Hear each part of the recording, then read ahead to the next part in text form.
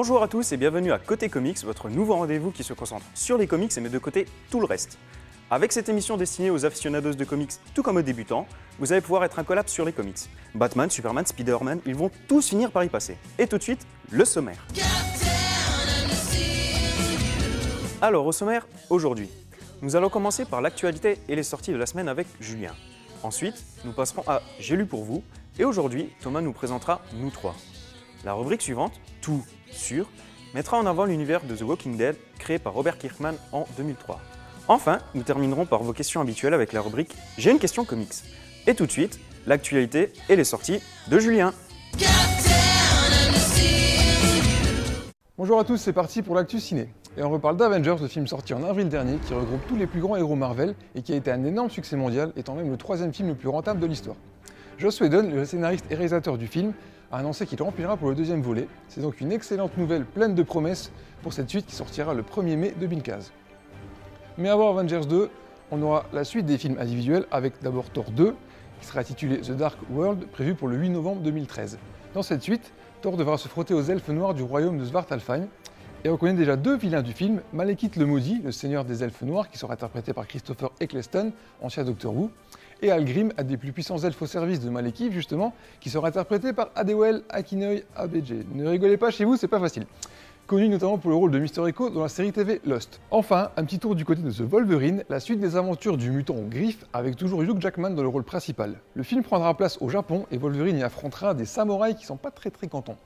Nous avons les premières images du tournage, en cours actuellement, avec un Hugh Jackman métamorphosé, cheveux longs et barbe. Il y a pourtant des coiffeurs au Japon, enfin je crois.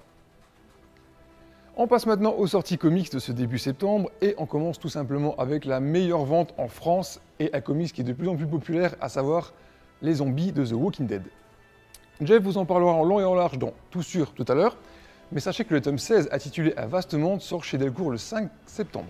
Dans ce volume, Rick Grimes et sa bande continuent à s'adapter à leur vie au sein de la nouvelle communauté, mais lorsqu'un personnage étrange vient toquer à leur porte, ils vont se rendre compte qu'ils ne sont peut-être pas si isolés et seuls que ça. Si vous souhaitez vous y mettre, vous avez 15 tomes de retard, mais ça vaut le coup. Un peu de Marvel enfin, avec la sortie de Daredevil sous l'aile du diable chez Panini Comics.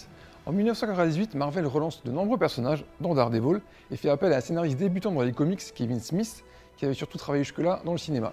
Un pari risqué de la part de Marvel donc, mais qui sera relevé haut la main avec cette histoire en 8 numéros qui va remettre en cause toutes les croyances du héros aveugle. Une histoire incontournable pour tous les fans du personnage, qui sera aussi en librairie le 5 septembre. C'est tout pour cette semaine, je passe maintenant la main à Thomas pour sa rubrique J'ai lu pour vous. Salut à tous et lisez des comics.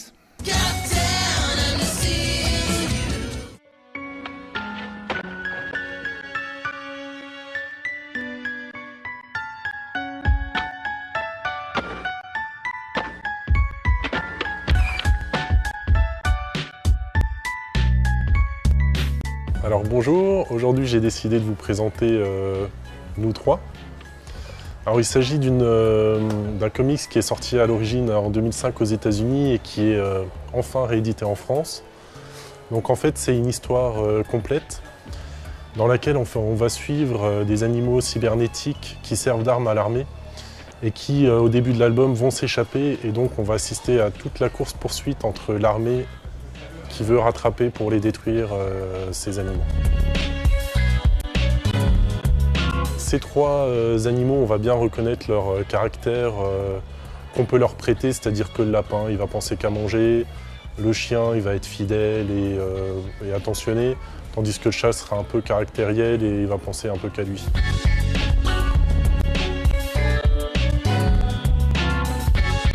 Dans cette histoire, on va voir d'un côté ces animaux qui ont l'air gentils et qui en même temps sont des armes de guerre assez terribles. Et l'armée va vouloir s'en débarrasser parce qu'ils ont forcément une arme qui est maintenant plus puissante et qui choquera moins, ils pensent, le public que de se servir d'un lapin et d'un chat et d'un chien comme arme de destruction en fait. Il y a vraiment un contraste entre ces animaux qui cherchent que à survivre et à vivre normalement, on va dire, et la violence des combats, la violence de l'histoire qui est dans cet album.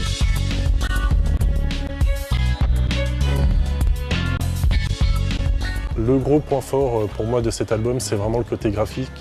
Parce qu'en fait, le scénario de Grant Morrison excellent. Mais les dessins de Frank Quitely sont vraiment exceptionnels. Ils ont vraiment fait une recherche graphique très forte. Ils ont fait un découpage des scènes d'action avec des effets de ralentissement, d'accélération. C'est vraiment éblouissant. On ne voit pas souvent ce genre de choses dans les albums. Du coup, moi, je le conseille vivement. Merci Thomas. Et à présent, nous allons passer à la rubrique suivante, Tout sur, qui cette fois va mettre l'accent sur la série spéciale zombie The Walking Dead, créée par Robert Kirkman en 2003. C'est parti! The Walking Dead est un comics en noir et blanc créé par Robert Kirkman et Tony Moore en 2003. Édité par Image Comics aux États-Unis et par Delcourt en France, cette série raconte les différentes péripéties d'un petit groupe de survivants dans un monde totalement infesté de zombies. On suivra plus particulièrement Rick Grimes, le héros qui s'efforce de chercher le refuge idéal pour sa famille. Le point fort de ce comics est le fait que toute l'action soit centrée sur les personnages et les relations qu'ils entretiennent entre eux, les zombies ne représentant finalement que le contexte de l'histoire. Ce qui ne les empêchera pas, bien évidemment, de se faire un petit casse-croûte de cervelle ou de moelle épinière de temps en temps. Car oui, les zombies aiment manger, se balader en forêt, jouer avec les petits-enfants, bref, ces morts-vivants restent avant tout de bons vivants. Le succès grandissant du comics, qui aura d'ailleurs grandement participé à remettre les zombies au goût du jour, fera naître une série télé en 2010.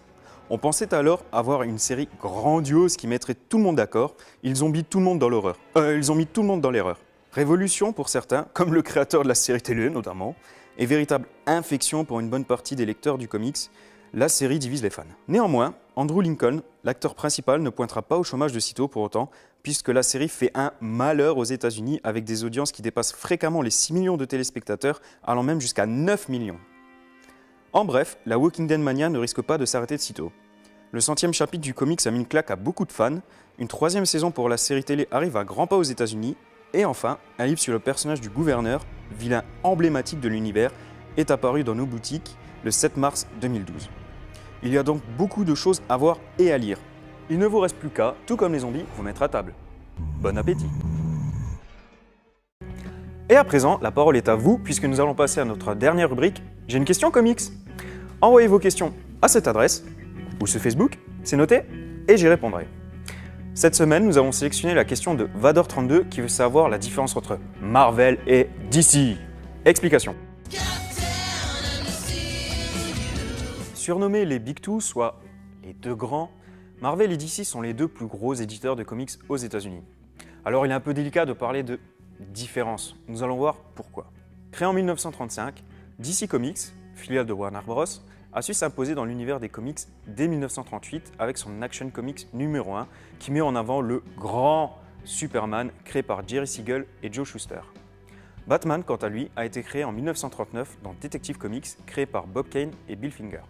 De son côté, Marvel, dernièrement racheté par Disney, a été créé dès 1939 et a mis en avant l'un de ses super-héros les plus connus de son écurie dès l'année suivante, Captain America, héros patriotique créé par Joe Simon et Jack Kirby. Les deux éditeurs produisent donc des comics américains, mais ont chacun leur propre super-héros. C'est vraiment ça la différence fondamentale entre les deux compagnies. DC Comics, de son côté, possède dans ses rangs Batman, Superman, Wonder Woman, Green Lantern ou Flash par exemple. Tandis que Marvel possède dans son écurie Captain America, Hulk, les 4 Fantastiques, Daredevil, Spider-Man, X-Men, Thor, Iron Man, dont la majorité des super-héros ont été créés par le grand Stan Lee.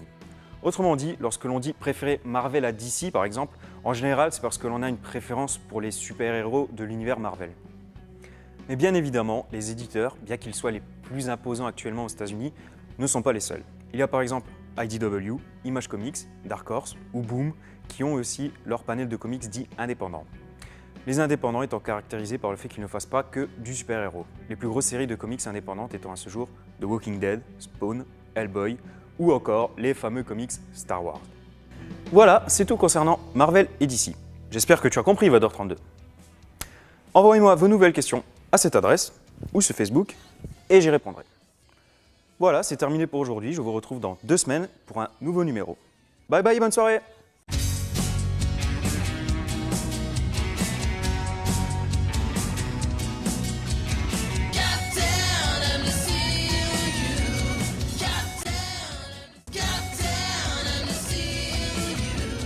Une série d'explosions vient de se produire sur les barrières de sécurité sud, confinant les aliens dans les zones de traque. Un détachement du groupe d'intervention extraterrestre a été envoyé sur les lieux pour gérer la menace qui risque de s'étendre aux zones habitées voisines. J'ai rencontré l'association Philactère, une association qui est lorraine, qui fait beaucoup de bandes dessinées, qui œuvre pour la promotion de la bande dessinée en région Lorraine et la promotion de la BD Lorraine dans le reste du monde. Et du coup, en travaillant avec eux, je me suis perfectionné et puis j'ai eu l'idée l'envie en tout cas d'aller vers mon propre projet. Donc Bertrand Kefterian, c'est un trentenaire un peu loser qui essaye d'exceller dans la traque, la chasse à l'extraterrestre dans la ville de Metz afin de devenir une star et attirer les projecteurs et les caméras de télé-réalité. Comment ça m'est venu, je m'en souviens plus trop. Si ce n'est que j'ai toujours voulu parler d'extraterrestres, de science-fiction parce que c'est un genre que j'affectionne particulièrement. De télé-réalité parce que c'est aussi un sujet qui me passionne, qui m'intéresse en tout cas parce que j'aime pas du tout ça. Donc je voulais en parler un petit peu pour égratigner un petit peu ce type de programme. Ensuite, la ville de Metz parce que j'habite Metz, c'est une ville que j'aime beaucoup. Plus les décors, les références pour dessiner, elles sont juste en dessous de ma fenêtre, donc c'est bien pratique. Donc j'ai mélangé tout ça et c'est comme ça que c'est venu.